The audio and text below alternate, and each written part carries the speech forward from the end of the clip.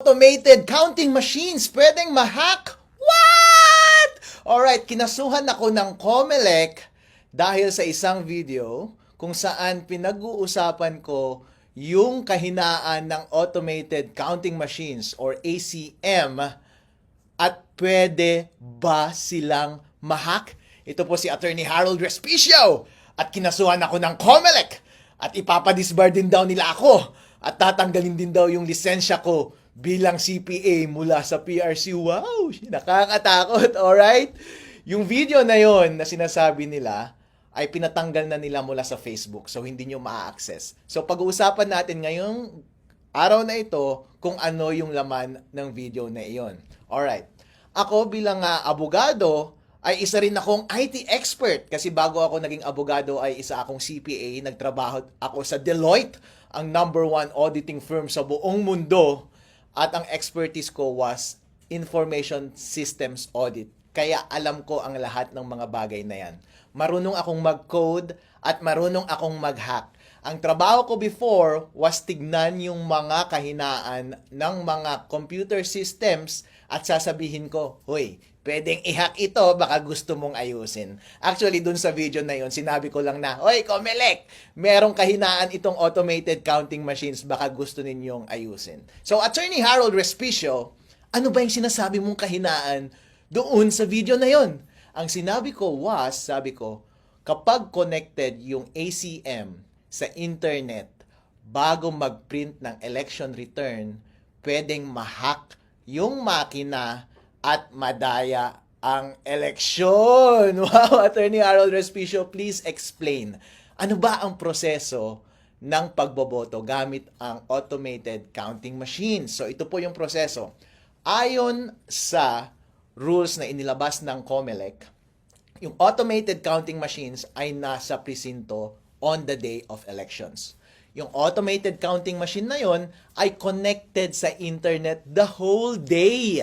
At kapag boboto ka, ilalagay mo yung boto mo doon at bibilangin ng makina lahat ng boto. Pero yung pagbilang ng makina, para siyang nag-i-score ng basketball. Habang bumoboto ang mga tao, merong running score. Pero hindi katulad ng basketball, yung score doon sa loob ng voting machine na yon, hindi mo nakikita, walang nakakakita. At makikita lamang yung final score pagkatapos na ng pagboto matapos ang 7:00 ng gabi on election day. At lalabas yung information na yon sa pamamagitan ng pagprint ng election return. Tapos yung makina, ipapadala niya yung result sa servers ng COMELEC at yun yung official na returns ng election. Ang concern ko was, kapag konektado sa internet yung makina bago mag-print ng election return at corrupted yung source code ng makina, pwedeng ma-hack ng isang hacker yung makina at dadayain yung lalabas na final score doon sa election returns at madadaya yung resulta ng eleksyon. Yun po ang puntos ko doon sa video na iyon. So, Attorney Harold Respicio, bakit pwede bang mabago yung source code ng isang makina? Well, ang binanggit ko doon sa video was, pwede on principle basta may physical access ka sa makina. Bilang eksperto sa IT, ikaw din, kapag bumibili ka ng gadget mo doon sa Green Hills, di ba? Kapag nakaw yung cellphone na yon or nakaw yung laptop, pag dadalhin mo doon, babaguhin na nila yung source code ng computer na yon kahit may password pa yung device na yon. Kasi, ang basic principle ng information system security is, basta may physical access sa device, ang isang masamang tao at gusto niyang baguhin yung source code ng makina na yon, pwede mong mabago yung source code ng makina na yon. So, on principle, ang mga makina ng pagboto, basta merong access ang tao dyan, pwedeng mabago yung source code. Ngayon, ang diniscuss ko doon sa video was, sige, sinesecure nga ng COMELEC lahat ng makina na iyon.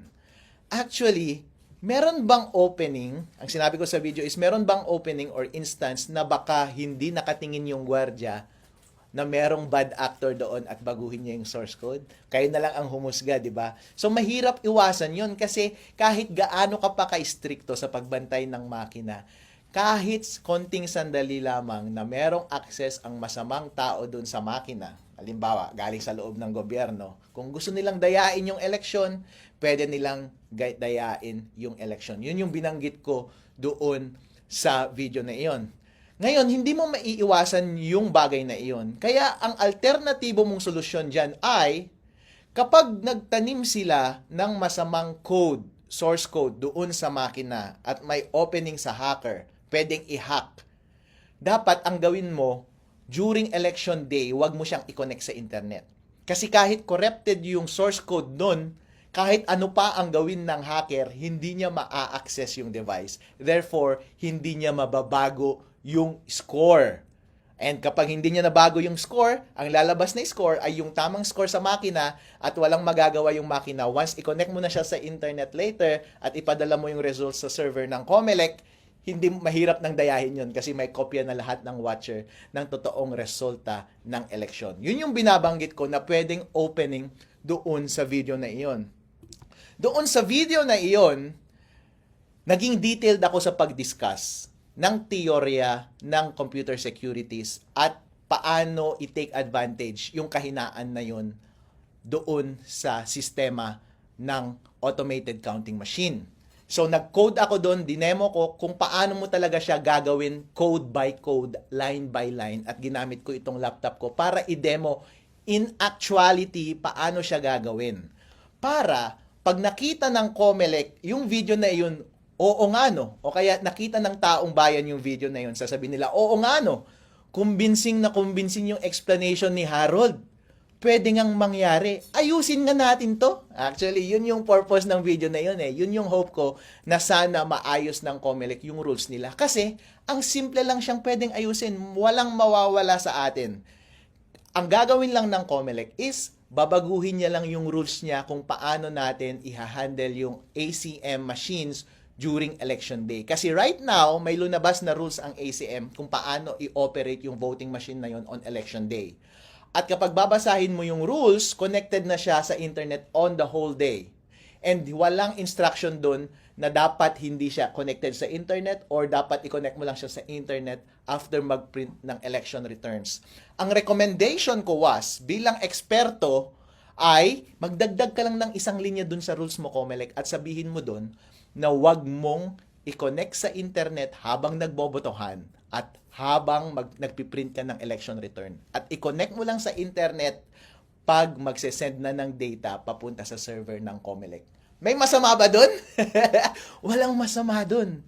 Walang mawawala sa COMELEC, walang mawawala sa botante ng tao kapag yun ang gagawin mo. Yun lamang ay isang expert advice ko para mapabuti yung sistema ng COMELEC. Napakadaling solusyon po, Chairman George Garcia, okay? So sabi ng COMELEC, Attorney Harold Respicio, bakit naman kasi hindi mo na lang sinulatan yung COMELEC para i-report yan, para mag-usap kayo ng COMELEC? Bakit mo pa inilabas sa public?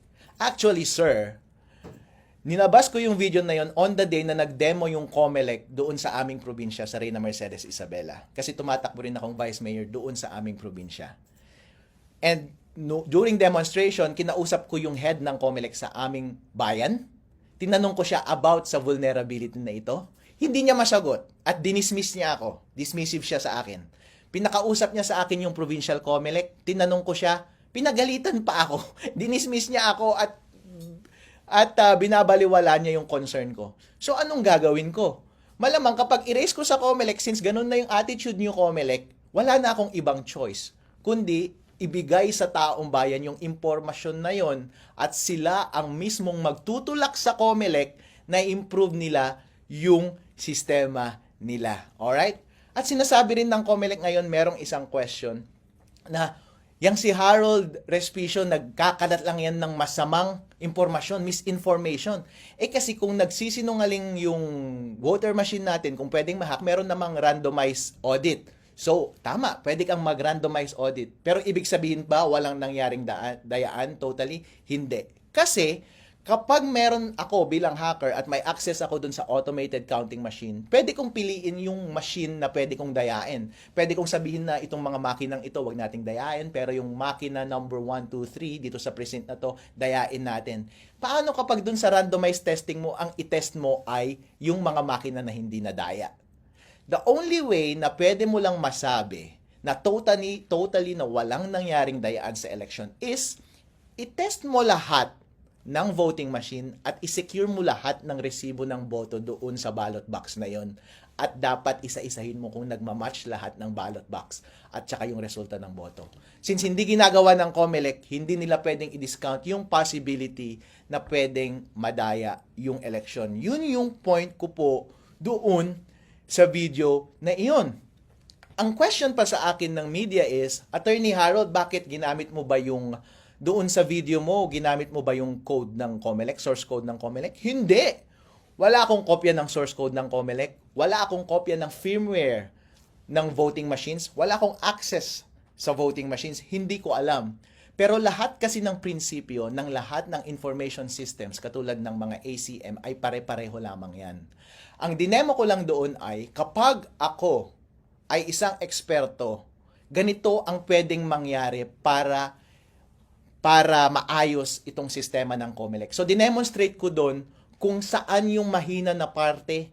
Kapag ako yung masamang individual na gustong dayain yung makina, ipinakita ko doon kung paano mo talaga i-code. Gamit ang ibang source code, gamit ang ibang equipment, ang ginamit ko lang na equipment is yung laptop ko, hindi yung actual voting machine.